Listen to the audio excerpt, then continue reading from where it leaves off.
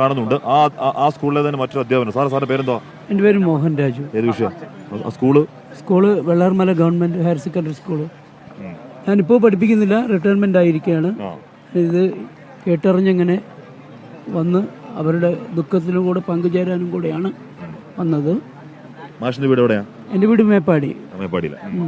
ഒരുപാട് കുട്ടികൾ, അറിയുന്ന കുട്ടികളൊക്കെ കുറെ കുട്ടികൾ മരിച്ചിട്ടൊക്കെ ഉണ്ട്. ഞാൻ പഠിപ്പിച്ച കുട്ടികൾ തന്നെയാണ് അവിടെ ഉള്ളത്. ഞാൻ ഏതാണ്ട് 28 വർഷം ആ സ്കൂളിൽ പഠിപ്പിക്കുകയുണ്ടായി. സ്നേഹസമ്പന്നരായ നാട്ടുകാരും കുഞ്ഞുങ്ങളും ഒരു ഗുരുകുല വിദ്യാഭ്യാസത്തെ ഓർമ്മിപ്പിക്കത്തക്ക രീതിയിലായിരുന്നു കുട്ടികളും അധ്യാപകരും മറ്റെല്ലാവരും എന്നോട് ഇടപെട്ടിരുന്നത്. അതുകൊണ്ട് തന്നെ ആ നാടിനെ മറക്കാൻ ഒരിക്കലും കഴിയില്ല. എനിക്ക് പറയാനുള്ളത്, ആ നാട്ടിലെ അവശേഷിക്കുന്നവർ ഇനി ജീവിക്കണം. ആ ജീവിക്കുവാനുള്ള സംവിധാനങ്ങൾ സർക്കാരും സമൂഹവും ചെയ്തു കൊടുക്കണം എന്നാണ് എനിക്ക് അഭ്യർത്ഥിക്കാനുള്ളത്. അതിനാണ് പ്രധാനം. ഇപ്പോൾ ജീവനോടെ ഇരിക്കുന്നവർക്ക് തുടർന്ന് ജീവിക്കണം.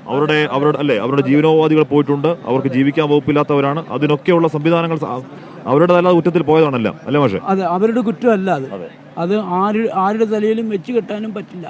അതുകൊണ്ട് സമൂഹവും ഗവൺമെൻറ്റും ഇക്കാര്യത്തിൽ ശ്രദ്ധ ചെലുത്തണം എന്നാണ് എനിക്ക് ഈ നേരത്തെ പറയാം. പക്ഷേ ഈ വെള്ളാർമല സ്കൂളിന്റെ കാര്യത്തിൽ എന്താണ് ചെയ്യേണ്ടത്? ഇനി അവിടെ തന്നെ സ്കൂൾ പുനർനിർമ്മിക്കുകയാണ്. കാരണം 2018 അവിടെ ഈ പ്രളയബാധിത മേഖല നിലയിൽ അവിടെ ഈ സ്കൂളിൽ പുതിയ കെട്ടിടങ്ങളൊക്കെ ചെയ്തത്. ആ ഭാഗം മാത്രമാണ് ഇപ്പോൾ തകരാതെ നിൽക്കുന്നത്. അപ്പോൾ അവിടെ തന്നെ ഒരു സ്കൂൾ ഉണ്ടാകണമെന്നാണോ, അതോ വേറൊരു ഭാഗത്തേക്ക് മാറ്റണം സ്കൂൾ എന്നാണോ മാഷിൻ്റെ? അതായത് അവിടുത്തെ ജനങ്ങളുടെ അഭിപ്രായം കണക്കിലെടുത്തുകൊണ്ട് വേണം ചെയ്യാൻ. അവർക്ക് താമസിക്കാൻ താല്പര്യമില്ലെങ്കിൽ അവിടെ ഒരു സ്കൂൾ പണിതിട്ട് കാര്യമില്ലല്ലോ. അവിടെ സ്കൂൾ മാറിക്കഴിഞ്ഞാലേ, അവിടെ ആ സ്കൂൾ പോയി കഴിഞ്ഞാൽ ആ മേഖല പിന്നെ ഒറ്റപ്പെട്ട മേഖലയാകും. അവിടെ ഒരു സാംസ്കാരിക കേന്ദ്രം കൂടിയാണ് ആ സ്കൂൾ. അതെ, അത് ഒന്നുകിൽ ആ സ്ഥാപനം സംരക്ഷിച്ച് നിർത്തുക, അല്ലെങ്കിൽ അത് ജനങ്ങളുടെ അഭിപ്രായ പ്രകാരം അവിടെ ആ സ്ഥാപനം, കാരണം ജനങ്ങൾ വേണമല്ലോ, കുട്ടികൾ വേണമല്ലോ. കുട്ടികൾ ഇവിടെ നിന്നും 14 കിലോമീറ്റർ ഉള്ളിലേക്ക് പോവുക എന്നുള്ളത് അസാധ്യമാണ്.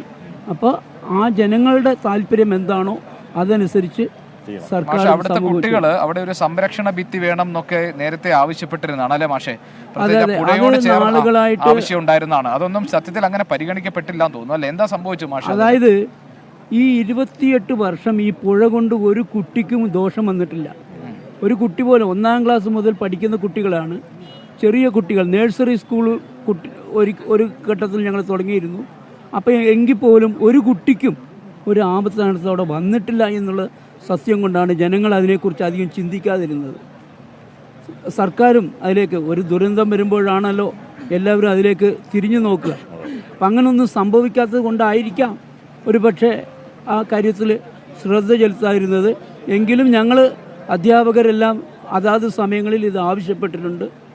ഒരു സംരക്ഷണ ഭിത്തി വേണമെന്ന് ആവശ്യം ഉന്നയിച്ചിട്ടുണ്ട്. ശരി, മാഷ് പറഞ്ഞതുപോലെ തന്നെ ആ വിദ്യാലയം എന്നത് ഇപ്പോൾ ഹാഷ്മി പറഞ്ഞ പോലെ ഒരു സാംസ്കാരിക കേന്ദ്രം കൂടിയാണ്. അപ്പോൾ കുട്ടികളുടെയും നാട്ടുകാരുടെയും ഒക്കെ ഇഷ്ടപ്രകാരമാകട്ടെ പുതിയ വിദ്യാലയം.